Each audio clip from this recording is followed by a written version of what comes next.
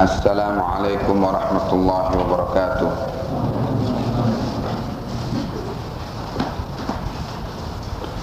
Alhamdulillah wassalatu wassalamu ala Rasulillah wa ala alihi wa sahbihi wa mawala.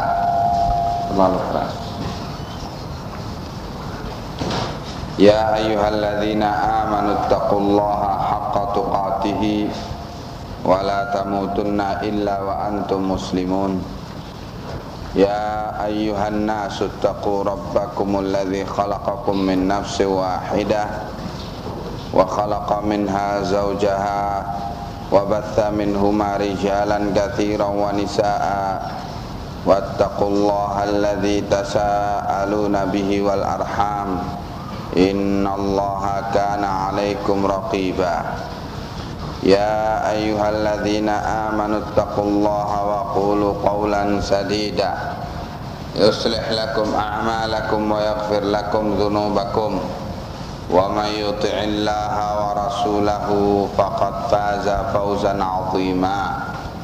Amma ba'd, fa inna asdaqal hadits kitabullah wa khairal hadyi hadyu Muhammad sallallahu alaihi wasallam wa syarrul umur muhdatsatuha fa inna kulla muhdatsatin bid'ah wa kulla bid'atin dhalalah wa kulla dhalalatin finnar. Kita masuk ke kitab Kasyfus Syubuhat. Kasyfus Syubuhat, kasyf menyibak syubuhat, berbagai kekaburan atau berbagai pengkaburan.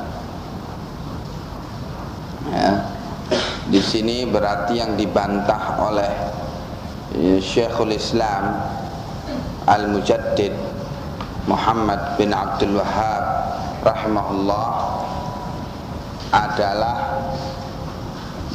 berbagai syubhat, bukan satu syubhat saja.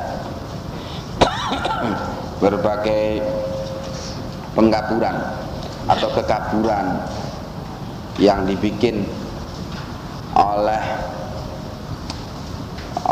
para kuburiyin,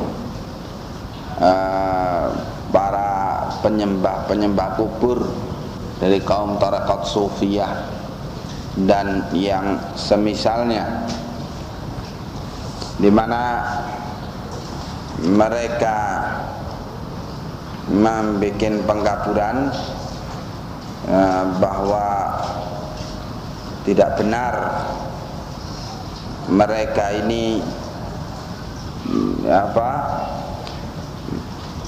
berbuat atau perbuatan-perbuatan mereka dianggap sebagai suatu kemusyrikan dengan dalih bahwa mereka masih sebagai muslimin.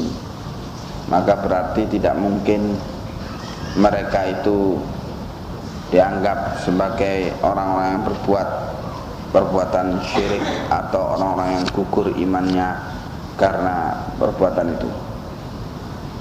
Dan berbagai dalih-dalih yang lainnya yang dibikin oleh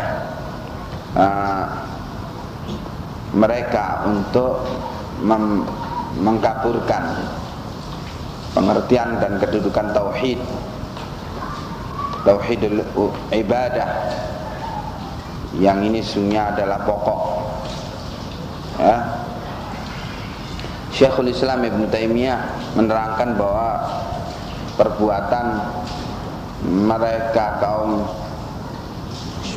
kuburiyin dan sejenisnya yang menyembah minta doa dan berbagai keperluan-keperluan lainnya ke kuburan-kuburan para wali keramat sebagaimana yang tersebar di segenap penjuru dunia waktu itu.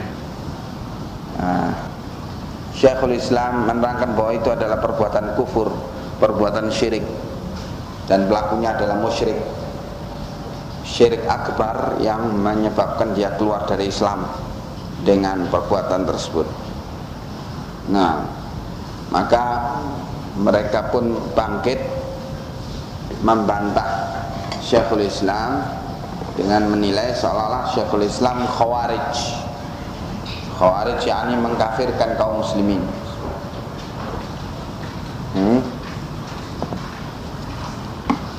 Gampang-gampang mengkafirkan kaum musyrikin.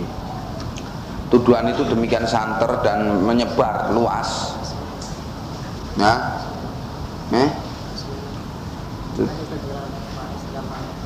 gampang-gampang mengkafirkan kaum muslimin. Ya, tuduhan bahwa Syekhul Islam Muhammad bin Abdul Wahab gampang-gampang mengkafirkan kaum muslimin. Ya, tuduhan ini luas, menyebar demikian luas di dunia, ya, sehingga perlu Syekhul Islam menulis bantahan terhadap berbagai tuduhan tersebut. Di antara berbagai tulisan-tulisan beliau untuk membantah berbagai tuduhan tersebut ialah buku Kasyfus Syubuhat, buku kecil dalam bentuk Kasyfus Syubuhat ini yang sekarang akan kita pelajari. Beliau menyatakan, Bismillahirrahmanirrahim, I'lam rahimakallah, ketahuilah olehmu semoga Allah merahmatimu, anna tauhida huwa ifradullahi subhanahu bil ibadati, bahwa tauhid itu ialah ifradullah, pengesaan Allah bil ibadah, di dalam perkara ibadah, yakni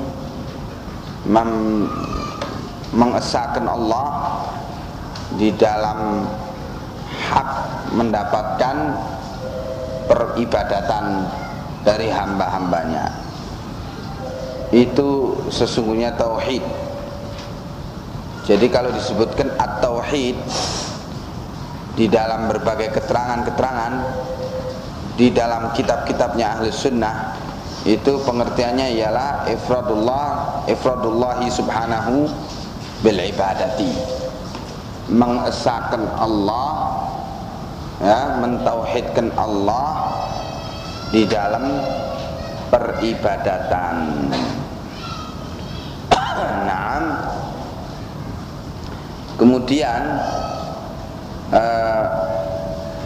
wa huwa dinur rusuli alladzi arsalahumullahu bihi ila ibadih. Tauhid yang dalam pengertian demikian ini adalah agamanya para rasul yang Allah telah utus dengannya hamba-hambanya kepada hamba-hambanya.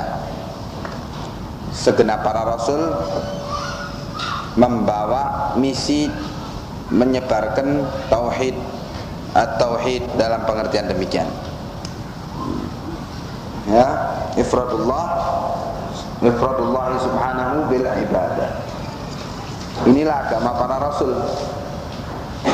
Ya, ini dalam istilah ulama tauhid uluhiyah, ya, yang Allah utus dengannya kepada Allah utus mereka dengannya kepada hamba-hambanya. Nah, kenapa kok tidak diutus para rasul itu untuk menyebarkan keyakinan tauhid rububiyah? Iya, atau tauhid asma' wa sifat? Nah, maka jawabannya sungguhnya tauhid uluhiyah itu mencakup tauhid rububiyah dan asma' dan sifat. Ya, sebab konsekuensi daripada keyakinan tauhid uluhiyah, yaitu ifradullahi subhanahu bil ibadah, itu konsekuensinya ialah meyakini pula tauhid rububiyah dan meyakini pula tauhid asma' was sifat. Ya. Nah, sebab tidak mungkin satu zat itu diyakini sebagai satu-satunya yang berhak mendapatkan sesembahan kalau dia tidak mempunyai kelengkapan sifat-sifat rububiyah dan mempunyai asma dan sifat yang sempurna kemuliaannya itu. Nah, maka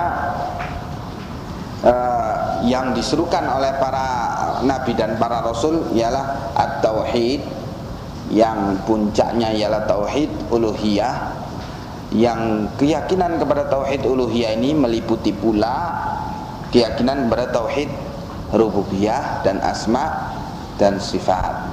Ya. Kalau tauhid rububiyah meyakini bahwa satu-satunya pencipta adalah Allah, satu-satunya pemilik alam ini, Allah satu-satunya pemelihara dan pengatur alam ini adalah Allah. Ini tauhid rububiyah. Adapun tauhid asma wa sifat, yaitu meyakini bahwa Allah adalah satu-satunya zat yang pantas mempunyai nama-nama kesempurnaan yang tersebut di dalam Al-Quran dan Al-Hadis, dan sifat-sifat yang agung yang sebagaimana diterangkan dalam Al-Quran dan Al-Hadis.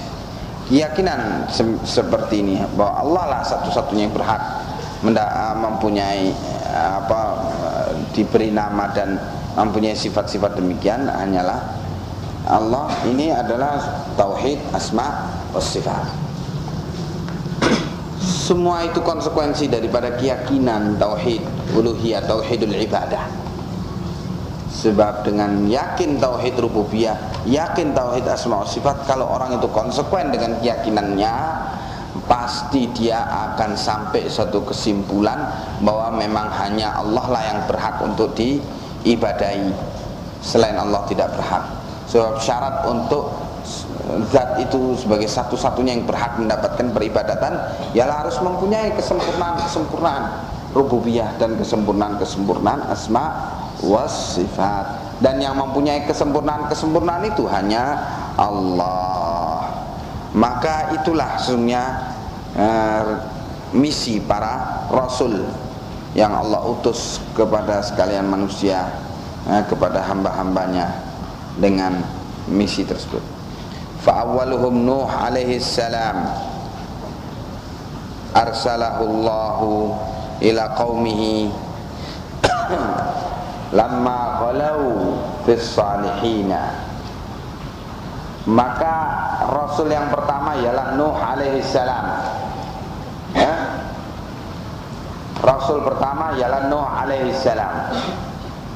Nah, dalam artian membawa misi yang Allah utus beliau untuk mengembalikan umat kepada tauhid al-ibadah, ifradullah subhanahu bil ibadah.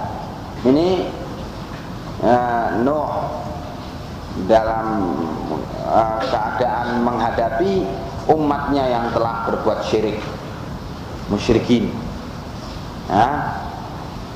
Rasul pertama Nuh, karena sebelum beliau adalah para nabi-nabi, termasuk Adam alaihissalam. Ya, sebagaimana diterangkan sebelum ini, para nabi itu ialah mereka yang dapat wahyu dari Allah Subhanahu wa taala, dapat ilmu dari Allah Subhanahu wa taala untuk menyampaikan ilmu tersebut kepada pihak-pihak dari umatnya di dalam bentuk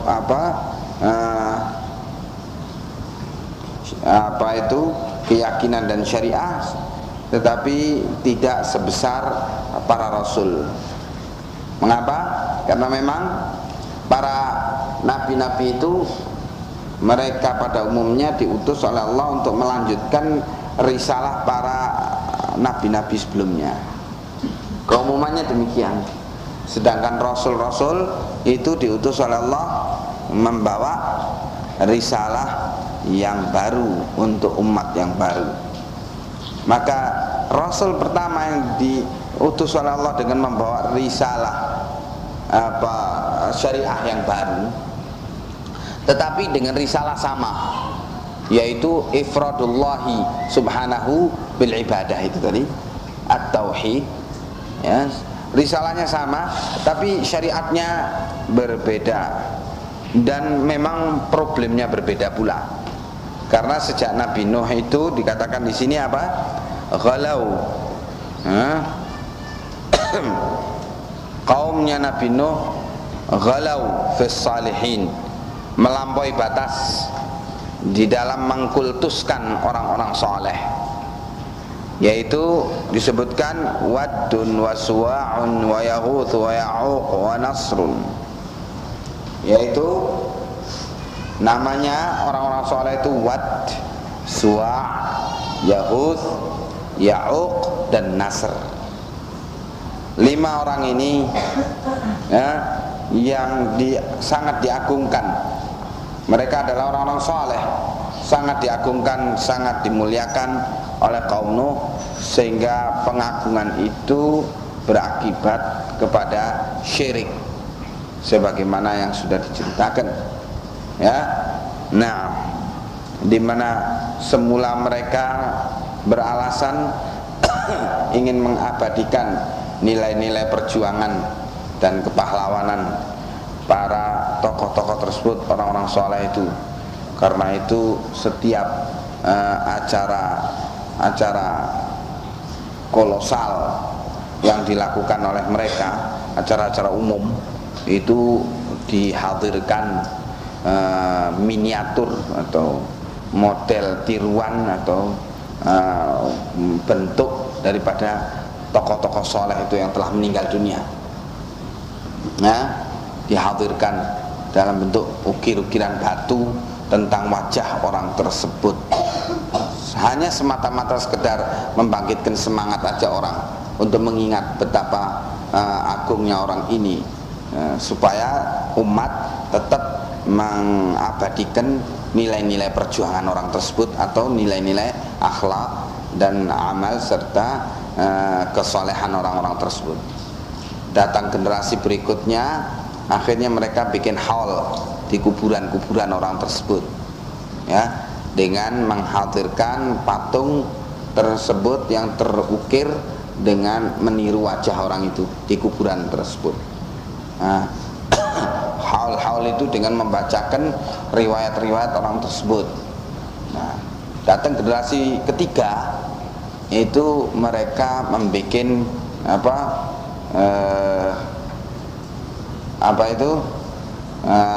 membuat tiruan, model kuburan tiruan di wilayah masing-masing. Sebab semakin luas orang yang datang ke kuburan 5 orang soleh ini, dibikin gambar persis dan kuburan persis seperti kuburan aslinya, ya, di tempat masing-masing, supaya tidak terlalu capek melakukan perjalanan ke kuburan tersebut. Nah, sudah menyebar, ya, mulai datang ke generasi berikutnya, generasi keempat.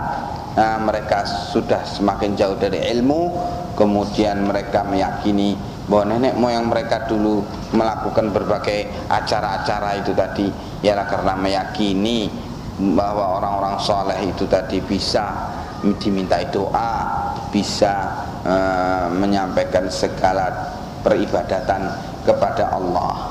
Akhirnya disembahlah, dan sejak itu mereka terjatuh kepada kemusyrikan. Begitu prosesnya, generasi demi generasi, 4 generasi, dan asalnya ialah kultus kepada orang-orang soleh, pengagungan yang melampaui batas kepada orang-orang soleh, ya. Dan akhirnya terjatuh pada syirik. Nah, ternyata memang berbagai generasi-generasi sesudah itu umat manusia ini terjatuh pada syirik, ya asalnya dari itu. Asalnya dari pengkultusan dan pengkeramatan orang-orang soleh. Datang generasi berikutnya ternyata bukan saja pengkultusan dan pengkeramatan orang-orang soleh, bahkan pengkultusan orang-orang yang dianggap soleh padahal toleh, padahal jahat. Akhirnya mengkultuskan para dukun-dukun, tukang tenung, klenik-klenik, mengkultuskan orang-orang jahat, ya, tukang-tukang jimat, tukang nipu, itu semuanya dikultuskan. Dan tentu berarti apa di sini? Berarti semakin rendah mutunya, mutu syiriknya itu sudah semakin kotor, semakin rendah, semakin nggak karuan. Iya, kalau dulu mengkeramatkan, memuliakan orang-orang soleh, kemudian datang generasi-generasi selanjutnya mengkeramatkan para bajingan, bajingan pengi, para penipu-penipu, para fusak, ya, untuk katanya menyampaikan doanya kepada Allah. Begitu, semakin rendah, semakin rendah, semakin rendah. Kemudian lebih rendah lagi mengkeramatkan para kebo-kebo, sapi-sapi, dikeramatkan demikian rupa sampai dianggap sebagai penjelmaan Tuhan. Terus begitu turun, semakin rendah, semakin bodoh. Memang syirik ini bikin goblok menungso, ya, betul-betul bikin tolol manusia dengan syirik tersebut. Akalnya semakin rusak dengan syirik itu. Maka Nabi Nuh alaihissalam, Rasul pertama, memanggil umat untuk kembali kepada tauhid, ya.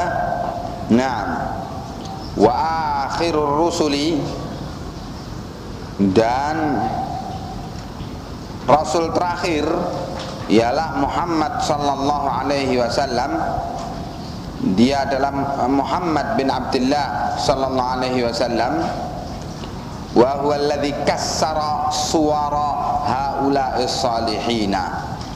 Dan beliaulah yang memecahkan gambar-gambar mereka orang-orang saleh itu. Dipecahkan. Jadi di waktu Rasulullah SAW Fathu Mekah itu beliau masuk ke Ka'bah, didapati gambarnya Nabi Ibrahim dan Nabi Ismail dilukis begitu, sedang main judi. Astagfirullahaladzim, sedang mengundi begitu. Sehingga Rasul SAW langsung memecahkan dan merusakkan gambar-gambar tersebut, ya. Patung-patungnya yang dibikin, diukir sedemikian rupa seperti orang-orang soleh itu. Dan kemudian Rasulullah SAW memberikan larangan, bukan saja memecahkan dan memberantas gambar-gambar itu, tapi kemudian Rasulullah melarang, la'anallah al-musawwirin, semoga Allah melaknat, mengutuk orang-orang yang suka gambar-gambar makhluk hidup. Sejak itu terlarang segala gambar makhluk hidup. Walaupun tidak niat untuk disembah, tetap dilarang, ya.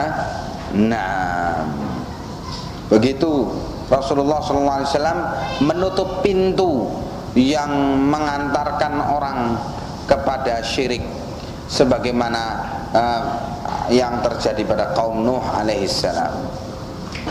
Arsalahullahu ila unasin yata'abbaduna wa yahujjun wa yatasaddaquna wa yadhkuruna Allah katsiran. Beliau ini Rasulullah SAW diutus oleh Allah kepada sekelompok manusia yang mereka itu ahli beribadah, wa yahujjun, dan senang haji, tiap tahun haji. Kepada masyarakat Arab yang di kalangan mereka itu ada 3 golongan, yaitu wathaniyun, para penyembah berhala, kemudian al-Yahud dan an-Nasara. Mereka ini yata'abbadun, mereka ini beribadah dengan agama apa? Dengan agama terdahulu yang sudah dicampuri dengan bid'ah, syirik, khurafat. Beribadah dan haji, menunaikan haji. Orang Arab menunaikan haji tiap tahun. Ya, mereka meyakini dengan haji itu akan melakukan pembersihan dosa, sehingga selama setahun penuh itu mereka bermaksiat dan sejadi-jadinya. Nah, yang penting nanti kan bisa haji, berangkat haji. Sehingga pas pada musim haji itu mereka perlukan pekerjaan apapun mereka tinggal untuk berangkat haji ke Ka'bah. Itu zaman jahiliyah demikian. Tiap tahun berangkat itu untuk melakukan cuci dosa tahunan, begitu. Ini keadaan umat yang Rasulullah SAW diutus kepada mereka. Wa yatasaddaqun wa yadhkurunallaha katsira. Mereka juga bersedekah dan banyak berzikir kepada Allah. Ya. Nah, banyak berzikir kepada Allah. Bahkan para rohbaniyun, orang-orang Nasara membikin apa? Mihrab, tempat-tempat khusus, yaitu untuk ahli ibadah itu dulu di pohon-pohon atau di bukit-bukit. Mihrab itu tempat khusus, di bukit-bukit, ya, yang kiranya orang itu tidak akan datang ke sana karena tidak mau disibukkan oleh tamu, dia ingin beribadah saja. Atau di pohon-pohon, di atas pohon-pohon bikin papan-papan begitu, kemudian tempat untuk orang tersebut duduk padanya, yatahannathun, melakukan ibadah, zikir-zikir di situ, yatafakkarun, bertafakkur, memikirkan tentang nikmat Allah dan sebagainya. Mereka melakukan itu, ya. Wa yadhkurunallaha katsira, banyak berzikir pada Allah, ya. Walakinnahum yaj'aluna ba'dal makhluqati wasa'ita bainahum wa bainallah. Akan tetapi mereka menjadikan sebagian makhluk-makhluk sebagai wasa'id, sebagai perantara antara mereka dengan Allah, ya. Jadi ini berarti syirik, ya. Mereka beribadah banyak tapi kecampuran syirik, kecampuran bid'ah. Haji tapi waktu tawaf di Ka'bah itu mereka pasang patung-patung Latta, Uzza, Manat, Hubal, ya, yang mereka anggap sebagai wasaid, sebagai perantara antara mereka dengan Allah, supaya tawafnya itu langsung diterima oleh Allah. Maka mereka jadikan patung-patung itu tadi, ya. Kemudian sedekah juga mereka jadikan patung-patung itu sebagai perantara. Mereka letakkan sesajian sedekah itu emas perak di patung-patung tersebut di Ka'bah. Ketika Rasulullah Fathu Mekah itu mendapati di Ka'bah tumpukan emas dan perak, diambili oleh Rasulullah SAW untuk bayar utang para sahabat yang punya utang. Iya. Nah, begitu keadaannya mereka. Wa yaquluna, mereka bilang, kenapa kok menjadikan makhluk-makhluk atau sebagian makhluk sebagai perantara antara mereka dengan Allah? Mereka bilang nuridu minhum at-taqarruba ilallahi. Pertama, alasan mereka kenapa kok menjadikan makhluk-makhluk itu sebagai perantara antara mereka dengan Allah dalam menunaikan berbagai ibadah itu, ialah kata mereka, kami ingin at-taqarrub, kami ingin dari mereka, minhum, dari berhala-berhala itu, dari hamba-hamba Allah yang soleh itu, kata mereka, kami inginkan supaya mereka itu bisa mendekatkan kita kepada Allah. Jadi dalam rangka taqarrub kepada Allah, dalam rangka mendekat kepada Allah, itu alasannya, ya. Alasan pertama demikian. Alasan kedua, wa nuridu syafa'atahum indahu, kami ingin syafaat di sisi Allah nanti. Syafaat mereka, syafaat para orang-orang soleh, para wali-wali itu, kami inginkan syafaat-syafaat itu nanti di sisi Allah. Syafaat itu yaitu pembelaan di hadapan Allah nanti, di waktu pengadilan nanti, di hadapan Allah di mahsyar.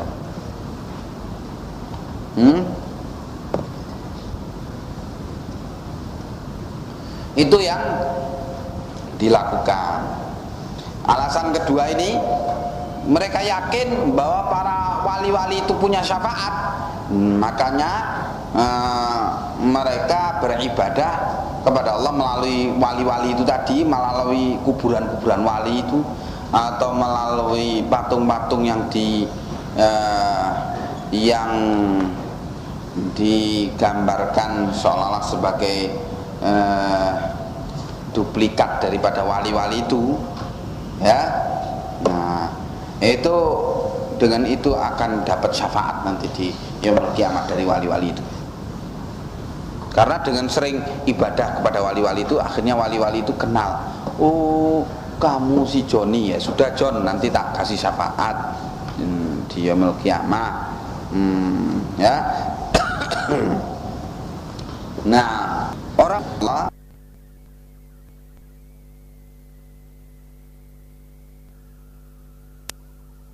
mithlul malaikati wa Isa wa Maryam wa unasin ghairihim, nah, seperti para malaikat dan Nabi Isa dan dan Bunda Maryam dan berbagai orang-orang yang lainnya selain mereka ini, ya, itu di zaman jahiliyah. Minas salihin, dari kalangan orang-orang saleh, dari kalangan hamba-hamba yang saleh.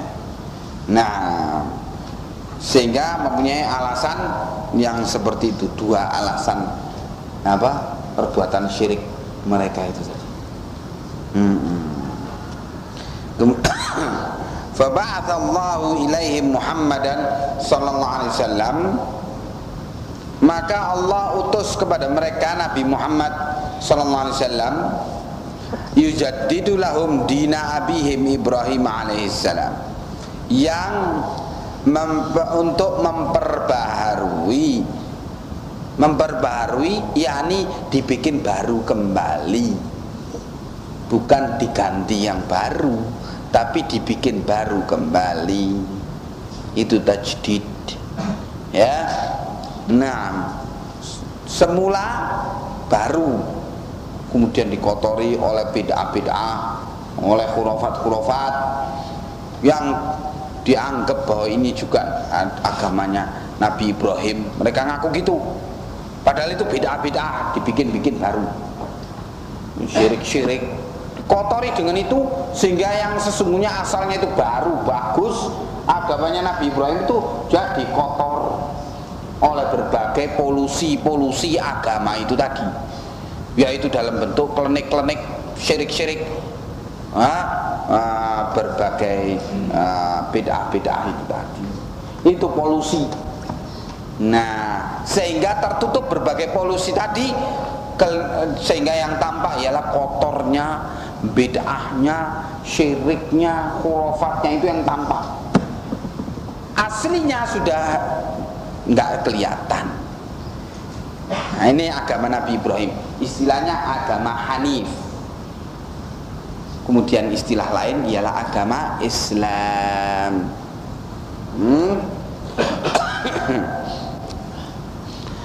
Nah, datang Nabi Muhammad SAW membuat baru kembali, yang memang asalnya baru, yaitu dengan dibersihkan lagi, dibuang bid'ah-bid'ah itu, ditentang, dibersihkan, dibuang, dijauhkan dari umat, diperingatkan umat dari berbagai syirik-syirik, dari berbagai pengkaburan tadi, dari berbagai polusi itu tadi, dibersihkan. Tentu umat yang sudah mendarah daging sumsum dengan berbagai syirik-syirik, berbagai bid'ah-bid'ah itu tadi, ya, mereka sulit untuk melepas begitu saja bid'ah-bid'ah, syirik-syirik dan berbagai polusi itu tadi. Ya, maka akhirnya apa? Ya, macam-macam. Ada yang memang hatinya masih baik, sehingga ketika diterangkan oleh Nabi demikian langsung membenarkannya, yaitu seperti Abu Bakar As-Siddiq, hatinya memang masih baik, belum terpolusi. Ada yang memang sudah hatinya itu borok nanah, sehingga ketika digosok itu hati untuk dibersihkan dari berbagai syirik-syirik itu tadi, jerit, kesakitan, meronta-ronta dan memberontak. Nah, kemudian membuat penentangan. Ya, ada yang cuman boloten saja, cuman bahasa Indonesianya boloten itu apa? Berbolot, iya, bahasa Indonesianya. Berdaki, ya, ada daginya, tinggal digosok saja, terus celing lagi hatinya, berkilau lagi, terkena sinar hidayah, sehingga cepat menerima itu. Begitulah macam-macamnya orang, ya, yang menyikapi agama yang dibawa oleh Nabi Muhammad SAW ini tadi, ya. Ada yang memang sudah kadung merasuk ke darah dagingnya, balung sumsumnya, sehingga harus dibeleh, selesai sudah, karena memang sudah nggak bisa diselamatkan, terlalu parah syirik-syiriknya, bid'ah-bid'ahnya itu merasuk kepada dia sehingga menjadi kafir dan menentang Rasulullah SAW, dan akhirnya mati dalam keadaan kafir, ya, menentang Rasulullah SAW. Semacam Abu Jahal, Fir'aunu hadhil ummah, Fir'aunnya umat ini, Abu Jahal, ya, itu sudah keterlaluan, ya.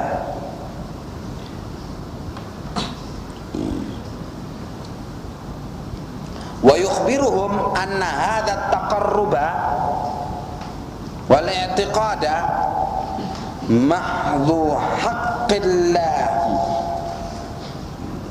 Dan Rasulullah di dalam gerakan tajdidnya itu memberitakan kepada mereka bahwa perbuatan-perbuatan ibadah taqarrub, mendekatkan diri pada Allah, penyembelihan korban dan sebagainya, nadar-nadar, sesajian-sesajian, sodako-sodako, zikir-zikir, berbagai bentuk taqarrub ini, dan berbagai i'tiqad, keyakinan bahwa kalau begini berarti akan kualat, berarti akan kena tulak, atau berarti akan celaka dan sebagainya, kalau begini dan begitu. Semua keyakinan-keyakinan seperti itu, semua amalan-amalan taqarrub kepada berbagai makhluk itu sesungguhnya mahdhu haqqillah, sesungguhnya semua itu semata-mata haknya Allah, tidak boleh diberikan kepada selain Allah. La yasluhu minhu syai'un, tidak pantas sedikit pun daripadanya itu untuk diberikan kepada selain Allah. La li malakin muqarrab wala li nabiyyin mursal. Tidak boleh diberikan kepada malaikat yang muqarrabin, yang didekatkan kepada Allah. Walaupun malaikat yang sangat dekat pada Allah tidak boleh diberikan kepadanya, karena ini khusus untuk Allah saja. Wala li nabiyyin mursal, tidak boleh diberikan pada nabi yang diutus.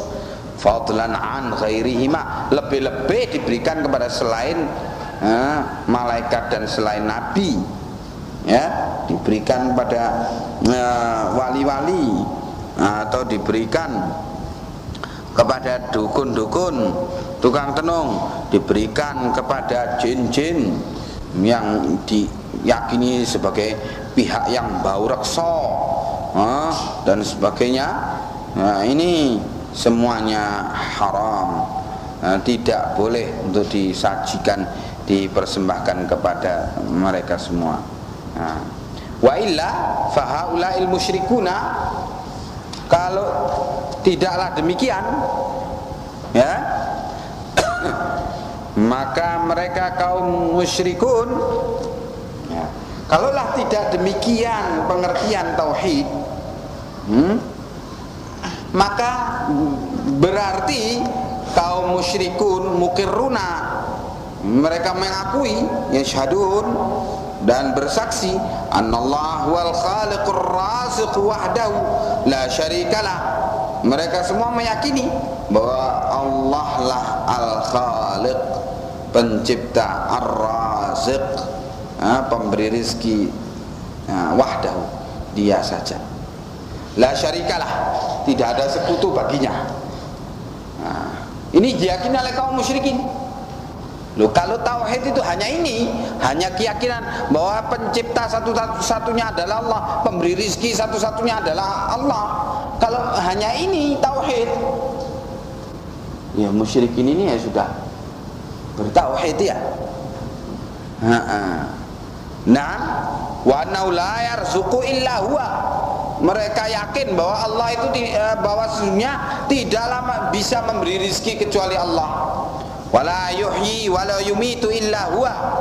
Dan juga mereka yakin tidak ada yang bisa menghidupkan, tidak ada yang bisa mematikan kecuali Allah. Wala yudabbirul amra illa huwa. Dan juga mereka yakin tidak ada yang bisa mengatur segala urusan kecuali Allah. Wa anna jami'as samawati sab'i wa man fihinna wal ardina. Dan juga yakin bahwa segenap langit-langit yang 7 dan apa-apa yang ada padanya, yakni pada para penduduknya, wal ardin, dan juga bumi-bumi yang 7 semuanya, wa man fihinna, dan penduduknya, kulluhum abiduhu, semuanya diyakini sebagai hamba-hamba Allah, wa tahta tasarrufihi wa qahrihi, dan semuanya itu di bawah pengaturan dan kekuasaannya. Kaum musyrikin meyakini itu semua. Nah, ini diterangkan sebagai muqaddimah oleh Syekh Muhammad bin Abdul Wahhab rahimahullah, di dalam rangka untuk berpijak di atas muqaddimah ini untuk membantah berbagai syubhat dari kaum sufiyah dan yang semisalnya. Nih buktinya, umat terdahulu mereka meyakini tauhid, tapi tauhid apa? Rububiyah saja.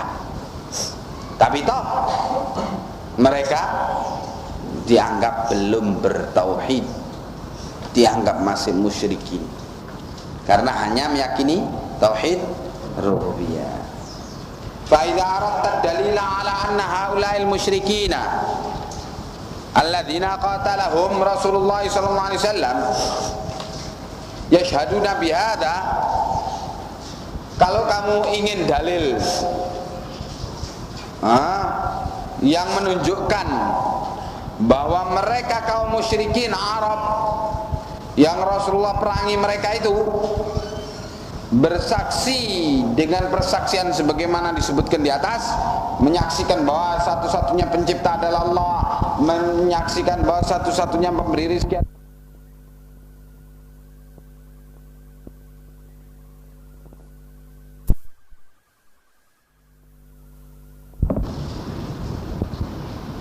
Loh, di sini Syekh bahkan untuk mendukung mukaddimahnya ini membawakan dalil. Nah, karena memang ini penting, ini mukaddimah ini untuk sebagai pijakan membantah berbagai keterangan, berbagai syubhat-syubhat yang datang sesudah itu. Kalau ini tidak difahami, maka bantahan-bantahan terhadap berbagai syubhat-syubhat itu tidak difahami pula. Karena itu Syekh membawakan dalil, ya, di samping keterangan tersebut di atas yang merupakan keterangan yang disimpulkan dari sirah, sejarah Rasulullah SAW, sejarah Islam, ya. Dinukil pula di samping dari itu bukti-bukti dalil dari Al-Quran yang memberitakan keyakinan kaum musyrikin tersebut. Maka faqra qaulahu ta'ala, kalau kamu ingin dalil, silakan kamu baca firman Allah Ta'ala, qul man yarzuqukum minas sama'i wal ardi amman yamliku as-sam'a wal absara wa man yukhrijul hayya minal mayyiti wa yukhrijul mayyita minal hayyi wa man yudabbirul amra fasayaquluna Allah faqul afala tattaqun. Katakan, hai Muhammad SAW, siapa yang memberi rezeki kalian dari langit dan bumi, dan siapa pula yang memiliki pendengaran dan penglihatan, dan siapa pula yang mampu menghidupkan kehidupan dari kematian, dan siapa pula yang mampu mengeluarkan kematian dari kehidupan, yakni mematikan yang hidup, dan siapa pula yang bisa mengatur segala urusan. Kalau kamu tanyakan pertanyaan-pertanyaan tersebut di atas, niscaya mereka akan menjawab, fasayaquluna Allah, mereka akan menjawab bahwa semua itu yang mampu melakukannya hanyalah Allah. Faqul afala tattaqun, maka katakan, kalau sudah demikian, mengapa kalian tidak takut dengan perbuatan syirik kalian itu? Jadi ayat ini menjadi bukti yang tegas bahwa sesungguhnya kaum musyrikin Arab meyakini adanya tauhid rububiyah. Wa qauluhu qul limanil ardu wa man fiha in kuntum ta'lamun sayaquluna lillah qul afala tadhakkarun qul man rabbus samawati as-sab'i wa rabbul arshil 'azim sayaquluna lillah qul afala tattaqun qul man biyadihi malakutu kulli syai'in wa huwa yujiru wa la yujaru alaihi in kuntum ta'lamun sayaquluna lillah qul fa anna tusharun. Katakan, hai Muhammad sallallahu alaihi wasallam, milik siapakah bumi dan penduduknya? Kalau memang kalian mengetahui, mereka pasti akan menjawab, semua itu milik Allah. Katakan, apakah kalian tidak mau ingat dengan kenyataan semua ini milik Allah, tapi kalian tidak mau beribadah hanya kepada Allah saja? Apakah kalian tidak mau ingat? Kemudian katakan, hai Muhammad SAW, siapakah pemilik langit-langit yang 7 dan pemilik arsy yang agung? mereka akan menjawab semua itu milik Allah. Katakan, apakah kalian tidak mau takut? Tidak mau bertakwa dengan kenyataan bahwa Allah memiliki makhluk-makhluk yang luar biasa besarnya itu. Nah, kenapa kalian tidak takut memberikan persembahan ibadah kepada selain Allah? Kenapa kalian tidak takut dengan ancaman azab Allah? Katakan, di tangan siapakah kerajaan segala sesuatu, pemilikan segala sesuatu, dan dia melindungi dan tidak dilindungi? Kalau memang kalian mengetahui, jawab. Maka mereka pun menjawab, di tangan Allah, semuanya milik Allah. Nah, kalau begitu, dari mana kenyataannya kamu ketika diajak kepada tauhid merasa disihir? Dari sebab apa kamu mempunyai keyakinan bahwa kalau diajak kepada tauhid merasa disihir, ditarik dengan sihir kepada agama Muhammad sallallahu alaihi wasallam? Atas dasar apa kalian mempunyai i'tiqad demikian? Nah, jadi ini jelas dalil yang wadih, bukti nyata bahwa kaum musyrikin Arab mempunyai i'tiqad tauhid rububiyah. Ya.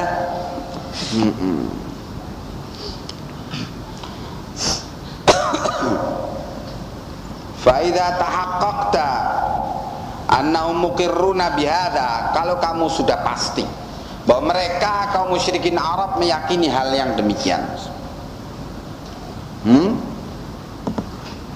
sudah pasti atau tidak? Pasti ya, jelas sudah, tidak bisa dibantah kenyataan bahwa musyrikin Arab meyakini tauhid rububiyah. Nah, khalas. Kalau kamu sudah pasti demikian, wa annahu lam yudkhilhum fit tauhidi, dan kalau juga sudah kamu pasti bahwa keyakinan tauhid rububiyah saja tidak memasukkan mereka kepada tauhid. Tauhid dalam pengertian apa tadi? Ifradullahi subhanahu bil ibadah. Tidak memasukkan mereka kepada tauhid yang demikian ini. Padahal mereka mempunyai keyakinan tauhid rububiyah. At-tauhid alladhi da'ahum ilaihi Rasulullah sallallahu alaihi wasallam, yaitu tauhid yang Rasulullah sallallahu alaihi wasallam menyeru kepadanya, tidak memasukkan mereka kepada tauhid, keyakinan tauhid rububiyah saja. Kalau kamu sudah tahu yang demikian, wa arafta, dan juga kamu ngerti anna tauhid alladzi jahaduhu, bahwasanya tauhid yang mereka tentang, tauhid yang ditentang oleh kaum musyrikin Arab itu, huwa tauhidul ibadati, adalah tauhidul ibadah, alladzi yusammihil musyrikuna fi zamanina al-i'tiqadu, yang tauhidul ibadah ini dinamakan oleh kaum musyrikin di zaman kita dengan al-i'tiqad. Nah, mereka menamakan, ahli ilmu kalam menamakan kalau tauhid rububiyah itu tauhid. Jadi kalau tauhid dalam pengertian ahli ilmu kalam itu apa? Pembahasan hanya berkisar tentang tauhid rububiyah. Dan ini yang disenangi oleh Harokiyin, oleh Ikhwaniyin, oleh Sufiyin. Kalau bahas tauhid itu hanya tauhid apa? Rububiyah saja. Ini namanya tauhid, pelajaran tauhid. Kalau hanya menyangkut tauhid rububiyah saja. Nah, orang-orang ilmu kalam demikian menilai. Tapi kalau menyangkut tentang tauhid uluhiyah, mereka katakan ini adalah i'tiqad.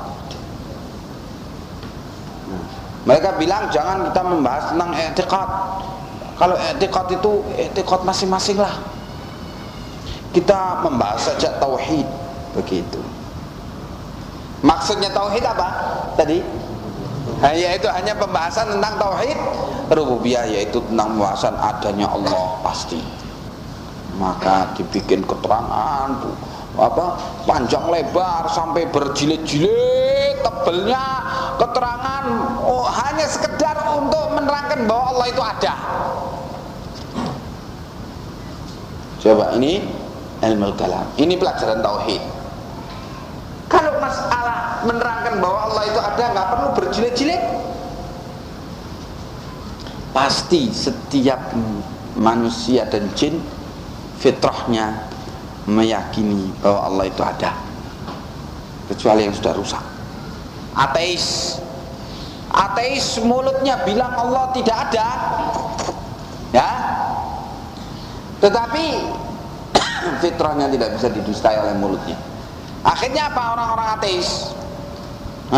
Menyalurkan fitrah keyakinan adanya Allah itu kepada jimat-jimat, ya, kepada dukun-dukun, kepada setan-setan, jin-jin, ya, disalurkan ke sana keyakinan itu. Keyakinan bahwa adanya kekuatan yang menguasai segenap alam ini, disalurkan ke sana. Ketika dia berusaha menolak adanya Allah. Nah, ini menunjukkan kepada kita apa?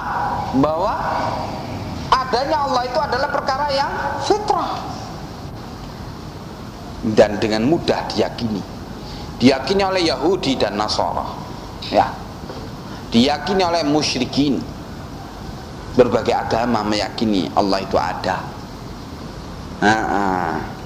Nah, tetapi ahli ilmu kalam ini memang sering mereka itu berbicara panjang lebar tinggi rendah tentang sesuatu masalah yang sesungguhnya nggak perlu dibicarakan panjang-panjang. Sering demikian. Secara Allah itu ada sampai berjilid-jilid, lah ada apa? Dari segi pikiran ini, pikiran itu, terus dibantah demikian, terus walhasil bertele-tele. Ini pelajaran tauhid pada mereka, yaitu sampai pada suatu kesimpulan Allah itu ada, bas. Nah, tapi kalau i'tiqad ini berbicara tentang masalah tauhidul ibadah. Nah, mereka menamai kalau tauhidul ibadah itu dengan istilah i'tiqad. Kalau tauhid itu apa? Dalam definisi mereka hanya pembahasan masalah tauhid rububiyah. Bahkan hanya pembahasan masalah Allah itu ada, bas. Lebih celaka lagi, ya.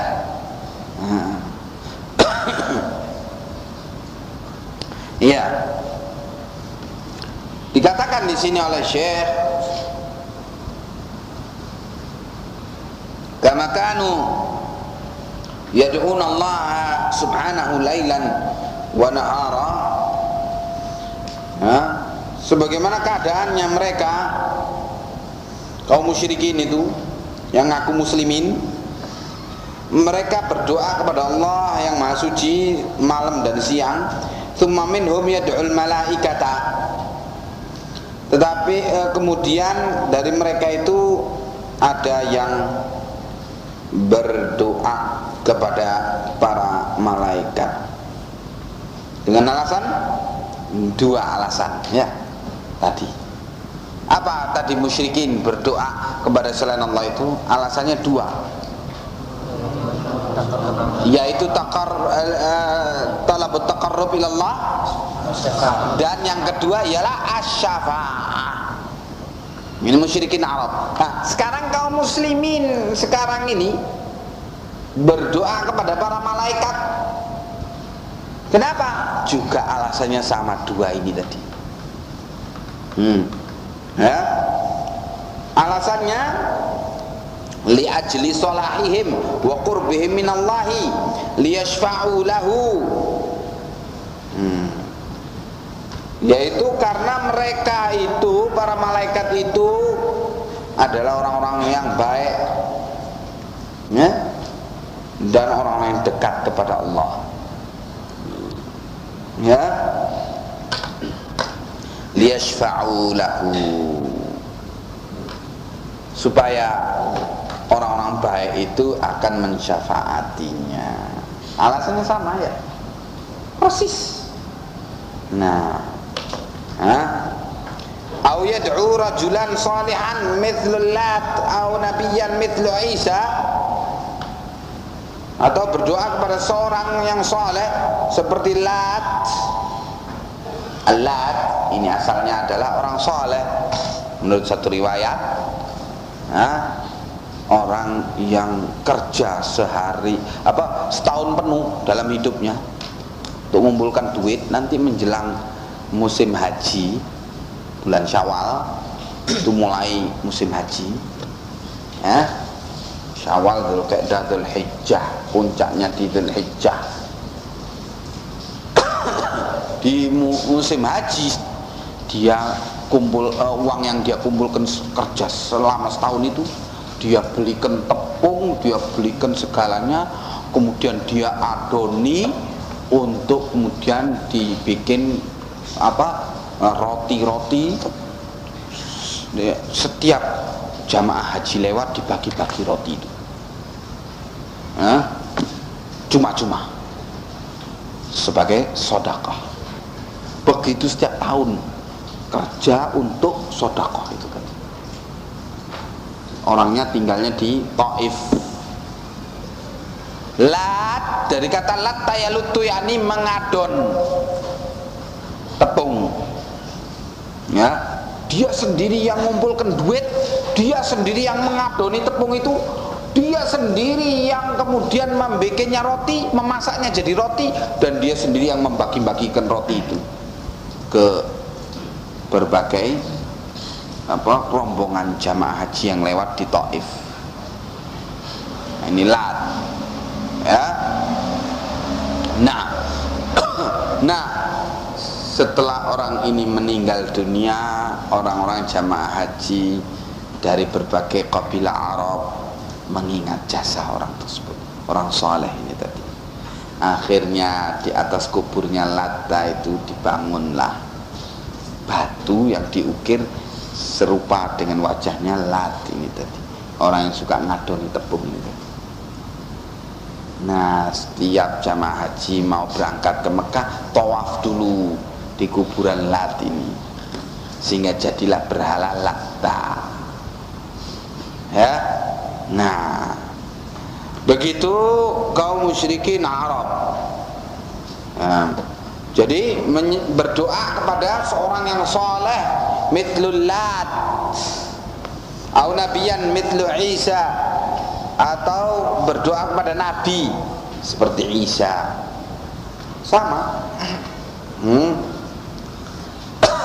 ya, sama keadaannya di kalangan kaum muslimin, doanya kepada Nabi Muhammad SAW ya. Mereka bilang, ya Rabbi bil Mustafa baligh maqasidana, wahai Tuhanku, dengan syafaatnya Al-Mustafa, dengan atas nama kemuliaannya Al-Mustafa. Siapa Al-Mustafa? Nabi Muhammad SAW. Sampaikanlah segenap tujuan-tujuan kami. Itu. Nah, jadi di sini meminta kepada Allah melalui Nabi Muhammad SAW. Ya, dengan syafaat Nabi Muhammad SAW. Karena meyakini Nabi adalah orang yang dekat dengan Allah, karena itu ya melaluinya. Keadaannya orang-orang Nasara demikian terhadap Isa. Wa arafta, dan kamu telah tahu, anna Rasulullah SAW qatalahum ala hadha syirk, bahwasanya Rasulullah SAW memerangi mereka atas dasar syirik ini tadi. Wa da'ahum ila ikhlasil ibadati lillahi wahdah, dan Rasulullah mendakwai mereka, menyeru mereka untuk mengikhlaskan ibadah untuk Allah semata. Kama qala ta'ala, wa annal masajida lillahi fala tad'u ma'allahi ahada, dan bahwasanya masjid-masjid itu adalah untuk Allah, maka jangan kalian berdoa bersama Allah itu kepada seorang pun selainnya. Wa kama qala ta'ala, lahu da'watul haqqi walladzina yad'una min dunihi la yastajibuna lahum bisyai'. Bagi Allah lah da'watul haqq, seruan yang hak. Walladzina yad'una min dunihi, adapun mereka yang berdoa kepada selain Allah itu la yastajibun. Selain Allah itu tidak bisa mengabulkan doa-doa orang yang berdoa pada mereka ini sedikit pun. Kamu sudah yakin ini? Kamu sudah pasti demikian? Bahwa memang keadaan kaum musyrikin, ya, itu mereka meyakini tauhid rububiyah, tetapi mereka merusakkan keyakinan tauhidnya itu dengan berdoa kepada selain Allah Subhanahu wa taala. Nah, dan kamu sudah yakin Rasulullah SAW memerangi mereka kaum musyrikin Arab karena sebab syirik ini, dan Rasulullah panggil mereka kepada ikhlasul ibadah lillahi wahdah. Nah, maka ini menjadi juga merupakan patokan, ya, untuk menilai permasalahan. Prinsip ini menjadi patokan untuk menilai permasalahan, bahwa sesungguhnya kaum musyrikin Arab dulu meyakini juga tauhid rububiyah. Tidak benar kalau digambarkan seolah-olah mereka itu ateis. Tidak, meyakini tauhid rububiyah. Kita yakin dengan dalil-dalil yang ditunjukkan kaum musyrikin Arab beribadah kepada Allah, tapi juga beribadah kepada selain Allah. Nah, mereka beribadah kepada selain Allah dengan dalil atau dengan alasan dua perkara, dalam rangka taqarrub ilallah dan dalam rangka asy-syafa'ah. Nah, ini bisa kita jadikan sebagai patokan untuk menilai nanti omongan-omongan orang-orang yang sedang akan dibantah oleh Syekh di dalam kitab ini. Wassalatu wassalamu ala Rasulillah wa ala alihi wa sahbihi wa mawala.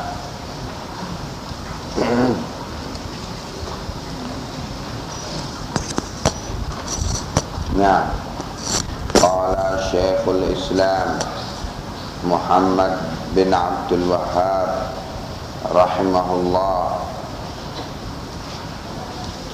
wa tahaqqaqta anna Rasulullah sallallahu alaihi wasallam qatalahum liyakuna du'a'u kulluhu lillahi.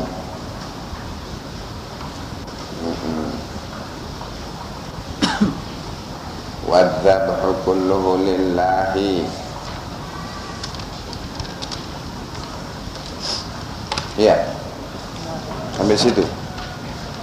Wan nadru kulluhu lillahi wal istighatsatu kulluha lillahi.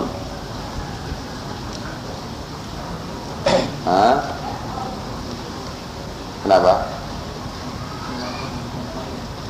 Nadar ya. Kenapa di situ?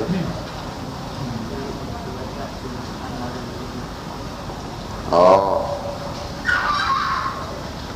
Wal istighatsatu kulluha billahi wa jami'u anwa'il ibadati kulluha lillah. Kalau engkau telah juga mendapatkan kepastian bahwa Rasulullah SAW memerangi mereka kaum musyrikin Arab bukan karena mereka itu ateis, ya, bukan karena mereka itu tidak percaya adanya Allah, bukan karena mereka itu tidak percaya bahwa Allah itu satu, tetapi Rasulullah SAW memerangi mereka agar doa itu semuanya untuk Allah, ya, jangan ada doa yang dipersembahkan kepada selain Allah. Penyembelihan itu semuanya untuk Allah, jangan ada penyembelihan kurban untuk selain Allah. Ya,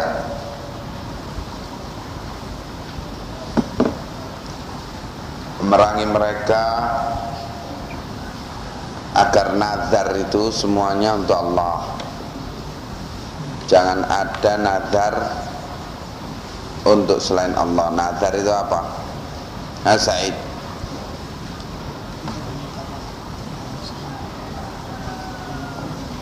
Apa? Pali. Nazar itu apa?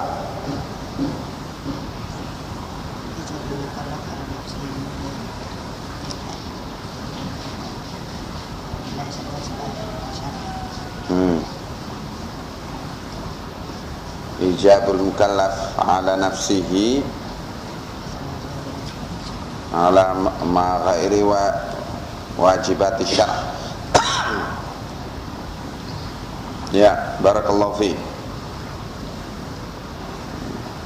Seorang mukallaf mewajibkan terhadap dirinya dalam perkara yang tidak diwajibkan oleh yang bukan merupakan kewajiban syara', kewajiban syariat, karena janji menyebut nama Allah. Nazar. Nah, ini kalau musyrikin Arab nazar bukan saja menyebut nama Allah, tapi menyebut nama berhala, menyebut nama nenek moyang, menyebut nama yakni tokoh-tokoh, demi Lata, demi Uzza, saya akan begini dan begini bila saya mendapatkan ini dan ini. Ya, nazar kepada selain Allah, ya. Nah, Rasul SAW memerangi mereka dalam perkara nazar ini, agar nazar diperuntukkan semuanya untuk Allah, ya. Nah, Dan agar istighatsah semuanya dengan Allah, minta tolong. Apa bedanya istighatsah dengan isti'anah? Ya Rifai. Istighatsah atau isti'anah memohon pertolongan kepada Allah, yaitu atas derajatnya, sedangkan istighatsah yaitu memohon pertolongan Allah dari kesempitan dan yaitu bahaya setelah terjadinya bahaya. Aywa, Allah barik fi. Istighatsah, minta pertolongan kepada Allah agar dilepaskan dari malapetaka tersebut ketika malapetaka itu telah terjadi. Sedangkan isti'anah, minta tolong kepada Allah untuk memenuhi kebutuhan-kebutuhan dia, ya, minta rezeki, minta jodoh, minta kemudahan, bisa belajar, sebab uteknya bundeli. Tahu utek bundeli, terdapat simpulan-simpulan di dalam otak, simpulan-simpulan sehingga sulit untuk ngerti ilmu. Bundeli. Atau lidahnya bundeli, seperti doanya Nabi Musa, ya Rabbi syrah li sadri wa yassir li amri wahlul 'uqdatan min lisani yafqahu qawli. Ini isti'anah, ya, minta agar mudah untuk berbicara, menjelaskan ilmu. Karena orang kalau lesannya itu ada halangan-halangan, itu tidak bisa dengan mudah menjelaskan ilmu. Wa hakadha, ya, wa jami'u anwa'il ibadati kulluha lillah. Dan juga dalam rangka perangnya Rasulullah SAW terhadap musyrikin Arab itu agar segenap jenis-jenis ibadah diberikan semuanya untuk Allah. Nah, begitu yang dilakukan oleh Nabi. Kalau kamu sudah mantap ini, berarti kaidah yang kedua kami, ya, iya. Kaidah yang pertama apa tadi? Ya, mana? Ya Ali.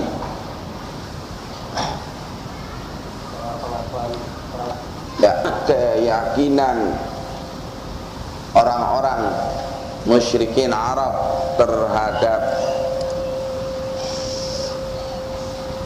terhadap tauhid rububiyah itu tidaklah memasukkan mereka kepada at-tauhid, dan tidak mengeluarkan mereka dari kedudukan sebagai musyrikin, ya. Nah, ya. Kemudian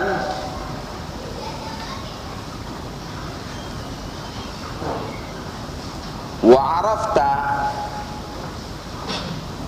anna iqrarahum bitauhidir rububiyyati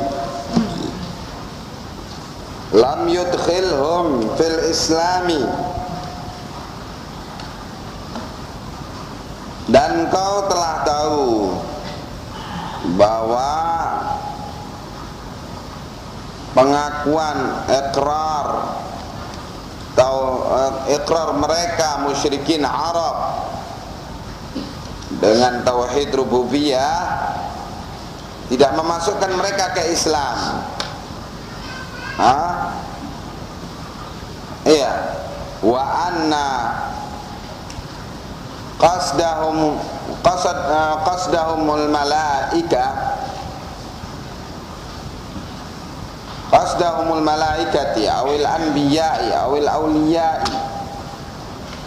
Dan juga telah engkau tahu bahwa mereka menujukan ibadah mereka kepada para malaikat atau para nabi atau para wali, yuriduna syafa'atahum, mereka menginginkan untuk mendapatkan syafaat dari para malaikat dan para nabi dan para wali itu, wattaqarruba ilallahi bidzalika, dan taqarrub, mengendaki supaya bisa mendekat kepada Allah dengan berdoa kepada para malaikat, para nabi dan para wali itu. Ya, keyakinan dan ikrar mereka seperti ini, huwallazi ahalla dima'ahum wa amwalahum. Keyakinan yang seperti inilah yang menyebabkan halalnya harta mereka dan halalnya darah mereka dan harta mereka. Kaidah berikutnya, ya, kalau kaidah pertama, keyakinan mereka tentang tauhid rububiyah tidak memasukkan mereka kepada tauhid tauhid, ya. Nah, ya, karena mereka menentang tauhid al-ibadah. Iya, mengimani sebagian tauhid, menentang sebagian tauhid yang lainnya. Ini menggugurkan tauhid mereka secara keseluruhan. Yu'minuna bi ba'dhin wa yakfuruna bi ba'd. Ulaika humul kafiruna haqqan. Mereka ini kafir dengan sebenar-benarnya, karena mengimani sebagian tauhid dan mengkufuri sebagian tauhid yang lainnya. Ya, mengimani tauhid rububiyah dan mengimani kadang-kadang tauhid asma' wa sifat orang Arab, musyrikin Arab, tapi mengingkari tauhid uluhiyah, maka gugur semuanya itu. Mereka itu ulaika humul kafiruna haqqan. Ya, seperti juga Jahmiyah mengimani sebagian tauhid rububiyah, mengkufuri tauhid asma' wa sifat, mengimani tauhid uluhiyah. Ulaika humul kafiruna haqqan. Jahmiyah. Ya? Nah, siapa Jahmiyah itu ya, Abdul Khalid?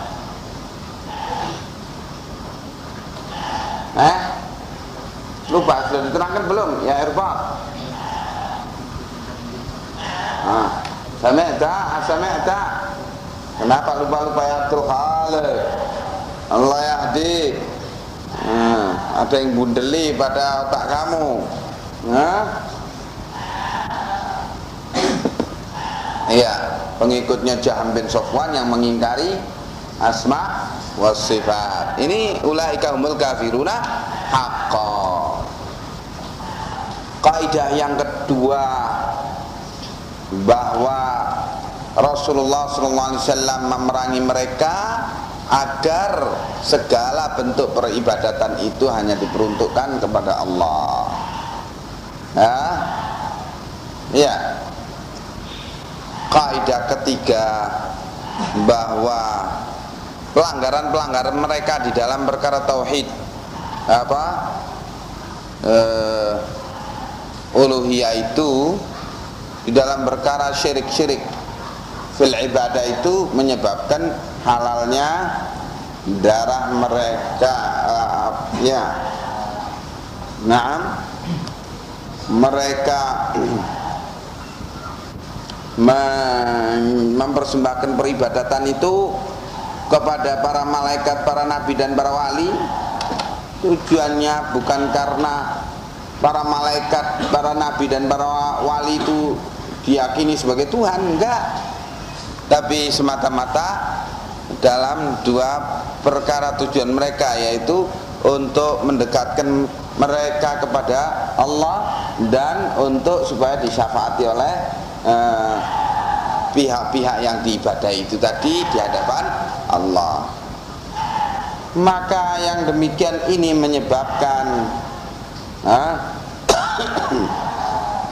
halalnya darah mereka dan harta mereka. Iya. Arafta hina idzin at-tauhid alladhi da'at ilaihi ar-rusul. Dari sini kalau sudah kamu ketahui tiga perkara ini, tiga kaidah ini, maka kamu ketika itu telah tahu bahwa tauhid yang para rasul menyeru kepadanya itu sudah kamu ketahui. Apa tauhid apa? Nah, wa aba 'anil iqrari bihil musyrikuna, dan tauhid apa yang kaum musyrikun tidak mau mengakuinya. Tauhid yang para nabi dan para rasul itu menyeru kepadanya dan kaum musyrikin menolak untuk beriman kepadanya. Tauhid uluhiyah. Subhanallah, problem dakwah ya tauhid terus berkembang ya, dari masa ke masa. Para nabi dan para rasul menghadapi umat yang telah beriman kepada tauhid rububiyah dan beriman kepada sebagian tauhid asma' wa sifat ya, tetapi mengingkari tauhid uluhiyah. Setelah Muhammad sallallahu alaihi wasallam berdakwah kepada tauhid uluhiyah ya, dan menerangkan lebih jelas lagi tauhid rububiyah dan asma' wa sifat, maka datang generasi sesudah itu, sesudah sahabat, yaitu golongan yang mengingkari tauhid bagian lain, yaitu tauhid asma' wa sifat. Nah, maka para tabi'in bangkit untuk melawan pengingkaran tersebut, menghalalkan darah mereka, menghalalkan harta mereka, memerangi mereka habis-habisan, dan terus bertempur dengan mereka dan menerangkan pada umat tentang kesesatan mereka ini dan kekafiran mereka. Kemudian setelah itu datang lagi generasi berikutnya, zaman tabi'in, golongan falasifah, bahkan mengingkari tauhid rububiyah. Lebih parah lagi, seperti Ibnu Sina, Al-Farabi, dan lain-lainnya. Mereka mengingkari tauhid rububiyah. Bahkan mereka mengatakan alam ini adalah azali dan abadi. Azali tidak berpermulaan, abadi tidak berakhiran selama-lamanya. Ya. Dan mereka mengingkari adanya Allah, ya, sampai pada tingkat yang seperti itu. Ya. Maka para ulama bangkit membantah mereka, memerangi mereka sampai datangnya masa sesudah itu, yaitu golongan yang mengingkari tiga jenis tauhid. Mengingkari tauhid uluhiyah wal ibadah, mengingkari tauhid asma' was sifat, mengingkari tauhid rububiyah. Mengingkari tiga-tiganya. yaitu golongan hululiyah, sufiyah, golongan wahdatul wujud yang menyatakan bahwa dirinya adalah penjelmaan dari Allah, yang menyatakan bahwa alam ini hululiyah, itu menyatakan alam ini adalah penjelmaan dari Allah. Jadi semua yang kamu lihat ini laisa illallah, kata mereka. Tidak ada yang kamu lihat ini kecuali Allah. Laisa illallah, kata mereka. Nah, mereka katakan bahwa yang ada ini adalah Allah semuanya, sampai Allah dinisbahkan kepada benda-benda kotor, ya, bangkai-bangkai anjing, sampai al-halad,